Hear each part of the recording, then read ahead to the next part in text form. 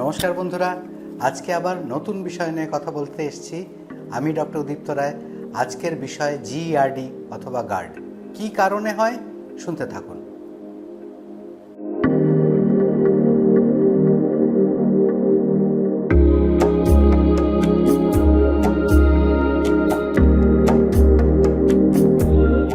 যখন গার্ড হয় অর্থাৎ স্টমাক থেকে ইসোফেগাসে অ্যাসিড এবং খাদ্য উঠে আসে, তখন কি কি সমস্যা হয়?